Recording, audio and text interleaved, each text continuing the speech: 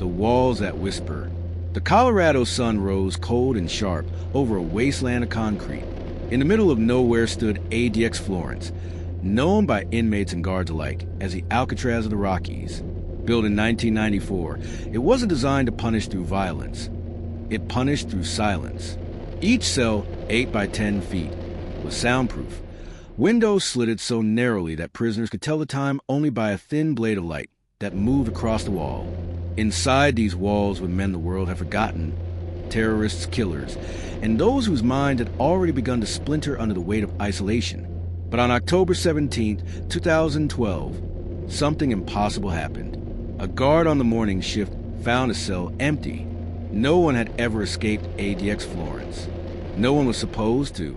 Warden Marcus Hale, a former Marine with ice-blue eyes, stared at the open door.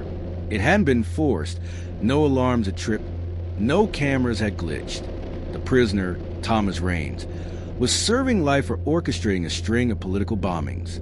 Raines was known for his intelligence, calm demeanor, and for whispering over and over that the walls were talking to him.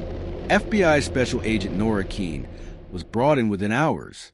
Her first impression was of an escape, but a cover-up. The logs were too clean, too neat. And when she requested the security footage, the warden hesitated. Cameras in that sector malfunctioned, he said. For how long? She asked. He didn't answer. By noon, the entire block was on lockdown. Prisoners screamed from behind their soundproof doors. Or maybe they didn't. The silence was suffocating, unnatural, almost alive. Nora walked the corridors, where even her footsteps seemed to vanish into the walls. When she entered Rain's cell, she found something odd.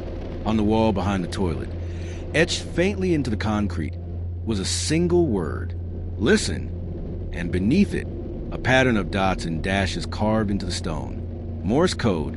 When decoded, it spelled 6 words that sent a chill down Nora's spine. "They're building something beneath us." She turned to the warden, but he wasn't looking at the message. He was staring at the wall itself, listening, because in the silence of ADX Florence, something was whispering. The program below. Agent Nora Keene didn't sleep that night. The sound of the wind scraping against the concrete walls of ADX Florence echoed like whispers from another world. The next morning, she demanded access to the sublevel blueprints of the prison. Warden Marcus Hale resisted, his jaw locked, his hands folded tight. "There is no sublevel," he said. "The prison's foundation sits directly on rock." But Nora had already seen the cracks in his story. The Morse code on Raines's wall was carved with precision. Someone had taught him that someone with access to information prisoners weren't supposed to have.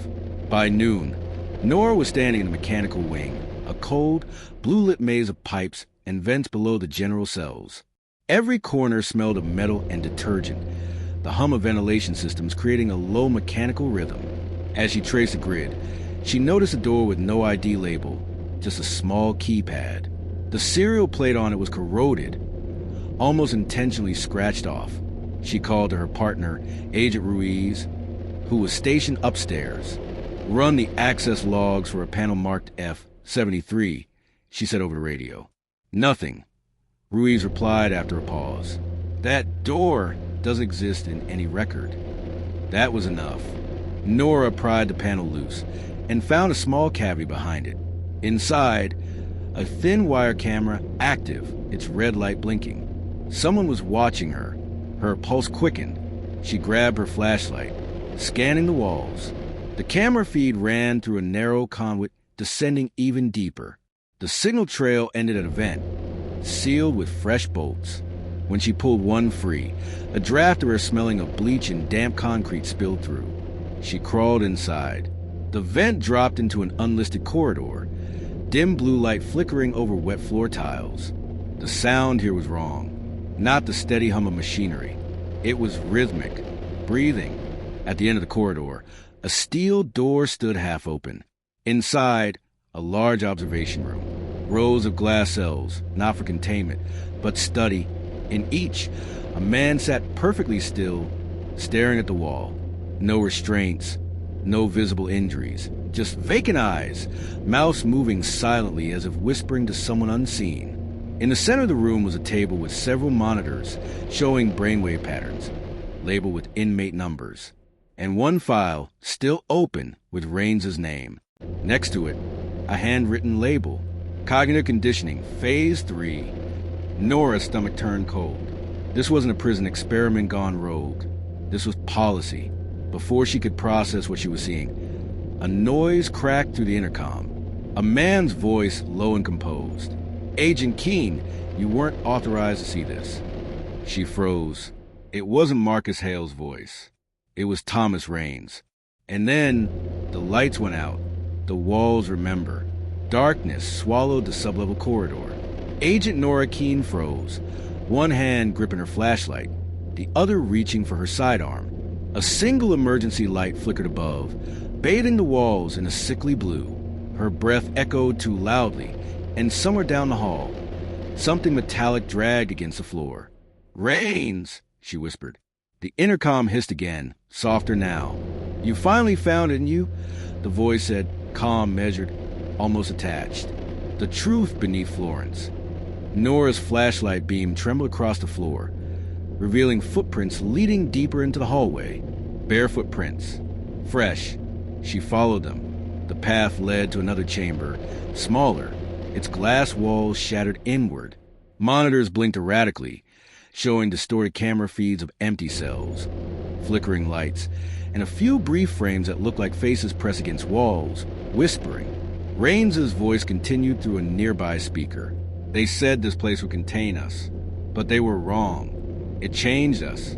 The silence here, it does something to the brain. At first, you think you're hearing echoes. But soon, the walls start talking back." Nora steadied herself, trying to trace the signal origin. "What are you talking about? Where are you?" The light snapped back on.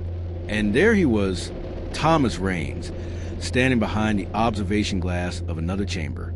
He was thinner, paler, his eyes ringed with dark circles, but he smiled faintly when he saw her. "You think this is a prison?" he asked. "This is a laboratory." He pointed upward, toward the reinforced ceiling. "They've been testing isolation for decades. Not punishment control. They wanted to see how much silence it takes to erase a mind and rewrite it." Nora stared at the stacks of files behind him. Hundreds of folders labeled neurocompliance, Phase 4, and behavioral reintegration, all tagged confidential. U.S. Bureau of Corrections Research Division. Before she could reach for her radio, alarms erupted. The corridor lights turned crimson.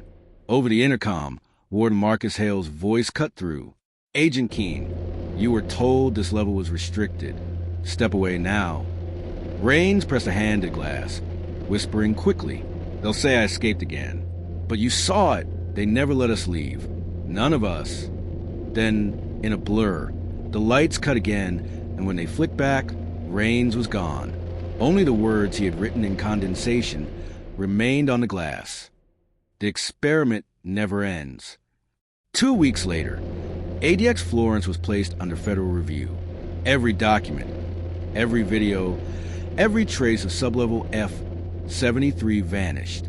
And Nora Keene was reassigned to a desk position in Washington. No explanation, no hearing, no closure. But sometimes late at night, when the office goes quiet, she swears she still hears that same low hum, the one from the walls of Florence. And in those moments, she understands the truth. The prison didn't break minds. It built them.